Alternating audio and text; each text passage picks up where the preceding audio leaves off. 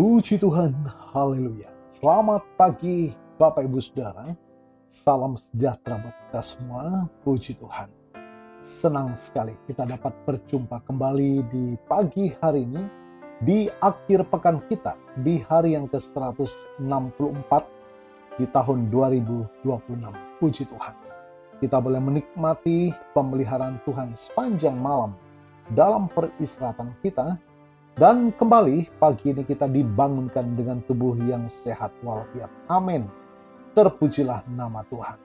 Walaupun mungkin ada di antara kita yang sedang menjalani perawatan kesehatan, baik di rumah ataupun di hospital, tetapi yakinlah kasih dan kuasanya yang tidak pernah berubah sedang memulihkan, menyembuhkan saudara. Amin.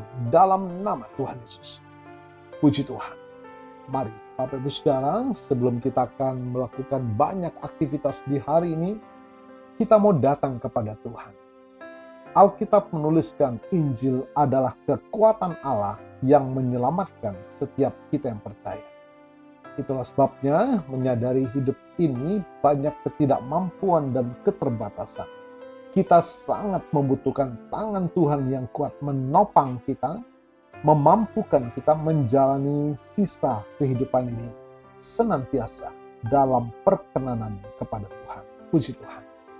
Bapak Ibu Saudara, tema kita hari ini adalah hidup di tengah zaman yang menyesakkan. Mari kita buka Alkitab kita mau baca bersama dalam 2 Timotius 3 ayat yang pertama sampai yang kelima. Mari kita akan baca bersama ayat ini Bapak Ibu Saudara ya, agar kita bersama-sama boleh menikmati berkat Tuhan. Firman Tuhan berkata, "Ketahuilah bahwa pada hari-hari terakhir akan datang masa yang sukar. Manusia akan mencintai dirinya sendiri dan menjadi hamba uang. Mereka akan membual dan menyombongkan diri. Mereka akan menjadi pemfitnah, mereka akan berontak terhadap orang tua, dan tidak tahu berterima kasih, tidak peduli agama, tidak tahu mengasihi, tidak mau berdamai, suka menjelekkan orang, tidak dapat mengekang diri, garang, tidak suka yang baik, suka mengkhianat, tidak berpikir panjang, berlagak tahu, lebih menuruti hawa nafsu daripada menuruti Allah. Secara lahiriah mereka menjalankan ibadah mereka, tetapi pada hakikatnya mereka memungkiri kekuatannya. Jauhilah mereka itu." Bapak Ibu Saudara, menariknya kalau kita melihat kondisi ini bukanlah kejutan bagi Tuhan. Ya, ribuan tahun lalu Rasul Paulus sudah menulis surat kepada anak rohaninya Timotius untuk bersiap menghadapi masa-masa seperti ini. Paulus menyebutnya sebagai masa yang sukar, atau dalam terjemahan lain zaman yang menyesakkan. Nah, bagaimana kita sebagai orang percaya harus menyikapi dan hidup di tengah zaman yang menyesakkan ini? Mari kita belajar bersama dari firman Tuhan pagi ini. Pertama, kita harus sadari realitas zaman ini. Dikatakan, "Ketahuilah bahwa pada hari-hari terakhir, hari-hari ini saudara akan sudah datang malam masa yang sukar." Kata sukar di sini dalam bahasa aslinya disebutkan kalepos, berarti berbahaya, ganas, atau sulit dihadapi. Paulus tidak sedang menakut-nakuti kita, saudara, melainkan memberikan alarm agar kita tidak tidur rohani. Tidak tertidur rohani. Ya, Bapak Ibu Saudara, hidup beriman tidak membuat kita otomatis bebas dari tantangan zaman. Menyadari realitas ini membuat kita tidak menjadi orang Kristen yang rapuh atau mudah kecewa saat tekanan datang. Sadarilah bahwa kita dipanggil untuk waspada, bukan untuk panik. Firman Tuhan sudah menuliskan sebelumnya. Yang kedua, akar penyesakan ini adalah terjadinya krisis karakter. Ayat yang kedua dan keempat sampai keempat. Mengapa zaman ini menjadi begitu menyesakkan? Paulus tidak menyalahkan resesi ekonomi atau konstelasi politik. Akar masalahnya adalah merosotnya hati manusia, karakter manusia. Perhatikan daftar yang ditulis oleh Paulus, ya. Mencintai diri sendiri, hamba uang, membual, menyombongkan diri, berontak terhadap orang tua, tidak tahu berterima kasih, lebih menuruti hawa nafsu, tidak mengasihi Allah. Bapak Ibu Saudara, zaman menjadi menyesatkan karena manusia menggeser Tuhan dari pusat kehidupannya dan menggantinya dengan ego. Ketika semua orang hanya peduli pada diri sendiri dan uang, maka hubungan antar manusia akan dipenuhi dengan kepalsuan, kekejaman, pengkhianatan. Itulah yang membuat hidup ini terasa menyesakkan.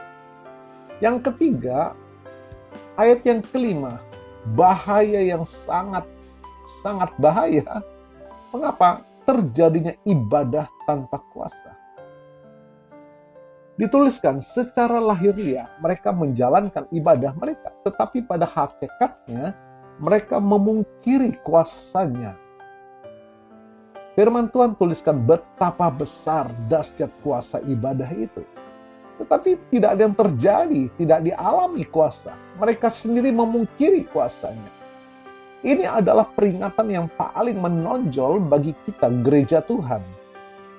Paulus sedang tidak membicarakan orang-orang di luar sana yang belum mengenal Tuhan. Dia sedang membicarakan orang-orang yang berada di dalam gereja. Mereka memiliki kemasan Kristen, rajin beribadah, tahu bahasa puji-pujian, mungkin terlibat dalam pelayanan, tetapi hidup mereka tidak mencerminkan kuasa Kristus. Karakter mereka di luar gereja tetap egois, pemarah, hamba uang. Ibadah mereka hanya ritual formalitas yang tidak mengubah hati. Bapak Ibu Saudara, lalu apa yang harus kita lakukan sebagai anak-anak Tuhan di tengah zaman yang menyesakkan ini? Paulus memberikan perintah yang tegas di akhir ayat yang kelima. Jauhilah mereka itu. Bapak Ibu Saudara, menjauhi di sini berarti kita tidak boleh ikut arus. Kita harus berani tampil beda. Dalam pengertian apa? Pindahkan pusat hidup kita. Jika dunia berpusat pada self love, mencintai diri sendiri, mari Bapak Ibu Saudara kita kembalikan pusat hidup kita pada God love, mengasihi Allah dan sesama. Yang kedua, kejar otentitas, bukan formalitas. Pastikan ibadah kita hari ini berdampak pada karakter kita besok. Senin di tempat kerja, di rumah, dan di masyarakat.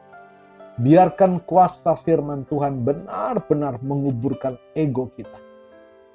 Itulah Bapak Ibu Saudara, ibadah yang berkuasa, ibadah yang mengubahkan dan menjadi mata air, bukan saluran polosi. Di tengah dunia yang menyesakkan karena kebencian dan keegoisan, jadilah pembawa kelegaan melalui kasih, kesabaran, dan integritas yang dari Tuhan. Puji Tuhan, haleluya. Betapa indahnya menikmati kuasa ibadah. Kuasa yang mengubahkan setiap kita. Hari lepas hari kita semakin diubahkan dan memiliki karakter Kristus. Puji Tuhan, haleluya.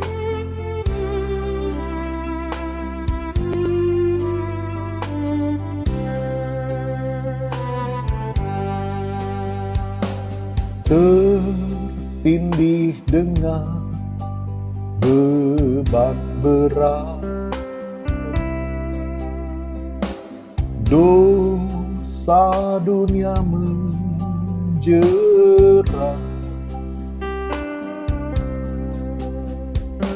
lalu ku datang pada Yesus.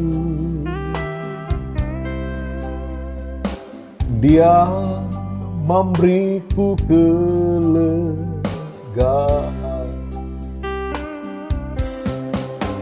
Dia jamah segenap hidupku dan beri damai di hatiku. Semua telah berubah dan aku tahu Yesus jamah ku jadi baru.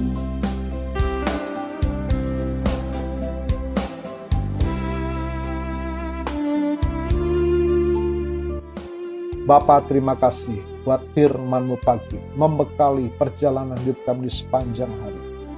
Kami mendengar firman Tuhan, kami merenungkan firman Tuhan, dan kami melakukan firman Tuhan, agar kami dimampukan menghadapi situasi zaman yang semakin menyesakan. Kami tetap kuat di dalam Tuhan, bahkan dapat menebarkan kasih, kesabaran, sukacita di tengah-tengah situasi yang tidak memungkinkan. Karena firman-Mu ada dalam setiap pribadi kami.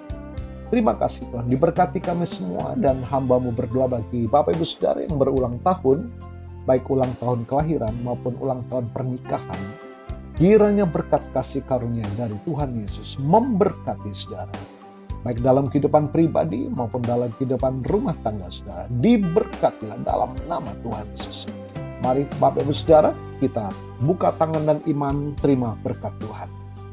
Kiranya berkat kasih karunia dari Allah Bapa, cinta kasih dari Yesus yang kekal, serta persekutuan, sukacita, damai sejahtera dari Allah Roh Kudus memberkati kita semua, bahkan memelihara tubuh, jiwa, dan roh kita sempurna sampai Tuhan Yesus datang kembali.